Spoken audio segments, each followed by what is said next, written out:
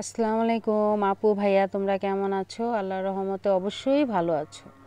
আর আজকে তোমাদের খুবই একটি মজার রেসিপি তৈরি করে দেখাবো। ঘরে খুব সহজে কিভাবে মটর ডাল ভেজে অনেক দিন রেখে খাওয়া যায় সেই রেসিপিটা তোমাদের সাথে শেয়ার করব।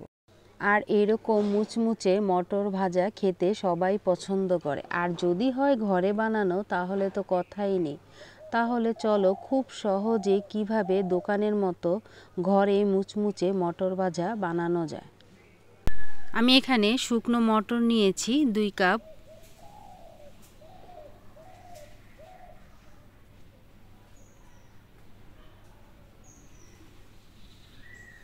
আমি এখানে পরিমাণ মতো পানি দিয়ে ডালগুলো ভিজিয়ে রাখবো 2 ঘন্টা।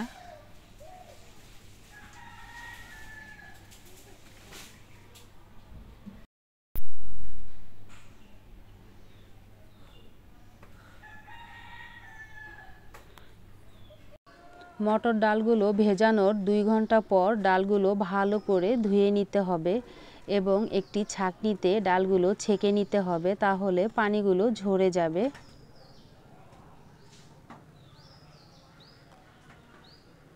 ধুয়ে রাখা ডালগুলো থেকে পানি যখন ঝরে যাবে তখন একটি শুকনো পরিষ্কার কাপড়ে ডালগুলো দিয়ে দিব।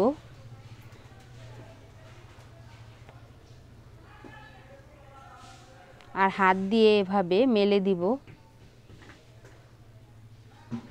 কাপড় দিয়ে এভাবে ডাল থেকে চাপ দিয়ে পানিগুলো ভালো করে মুছে নিতে হবে। ডালে যেন কোনো ধরনের পানি না থাকে, একেবারে ভালো করে শুকিয়ে নিতে হবে।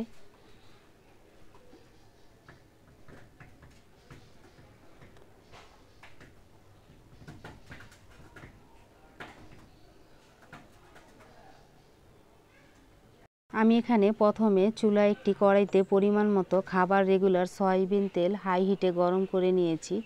দেখো, তেলের উপর আমি এখানে স্টিলের একটি ছাঁকনি দিয়ে দিব। আর ছাঁকনির মধ্যে অল্প করে ডাল দিয়ে দিব।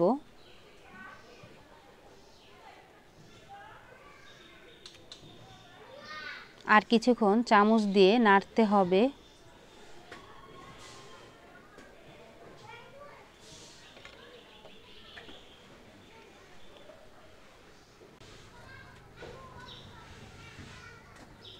মটর ডালগুলো হালকা বাদামি কালার করে ভেজে নিতে হবে।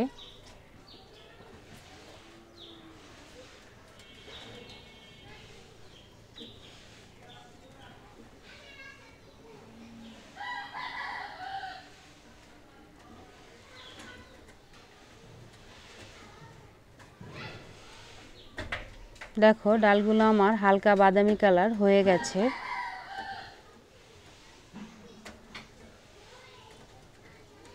আর বেশি ভাজতে গেলে ডালগুলো পুড়ে যাবে আর খেতে তিতো লাগবে।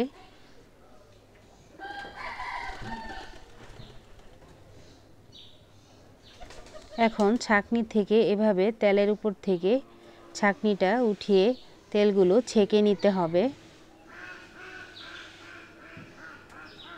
আর প্রত্যেকটা ডাল এভাবেই ছাঁকনির মধ্যে দিয়ে ভেজে নিতে হবে। তেল থেকে ছেঁকে নেওয়া ডালগুলো একটি কাগজে নিয়ে নিব, তাহলে তেলগুলো কাগজ চুষে নিবে। দেখো, আমার ডালগুলো একেবারে মুচমুচে হয়েছে। আর এরকম হালকা বাদামি কালার করে ভেজে নিতে হবে। আর যদি বেশি ভাজো তাহলে কিন্তু খেতে একেবারে তিতো লাগবে। আমি এখানে পরিমাণ মতো লবণ দিয়ে দিব। আমি এখানে 1 টেবিল চামচ ভাজা মরিচ গুঁড়া, পরিমাণ মতো বা স্বাদ মতো 1/2 টেবিল চামচ চাট মশলা, অল্প পরিমাণ বিট লবণ, এগুলো এখন ভালো করে মিশাতে হবে।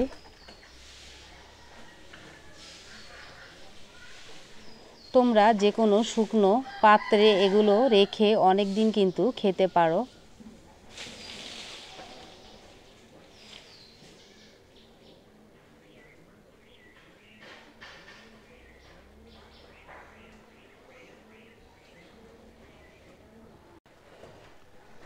প্রত্যেকটা উপকরণ ডালের সাথে ভালো করে মিশেছে।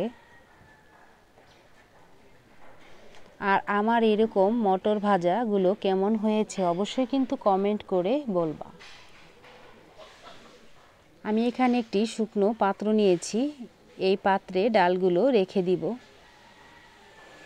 আর পাত্রটি অবশ্যই ভালো করে মুছে নিতে হবে যেন কোনো ধরনের পানি না থাকে। আর তৈরি হয়ে গেল আমাদের খুবই মজাদার মটর ভাজা। আর রেসিপিটি ভালো লাগলে অবশ্যই লাইক শেয়ার কমেন্ট করো, চ্যানেলটি প্লিজ সাবস্ক্রাইব করো। সবসময় ভালো থেকো, সুস্থ থেকো, এই বোনটির পাশে থেকো। আল্লাহ হাফেজ।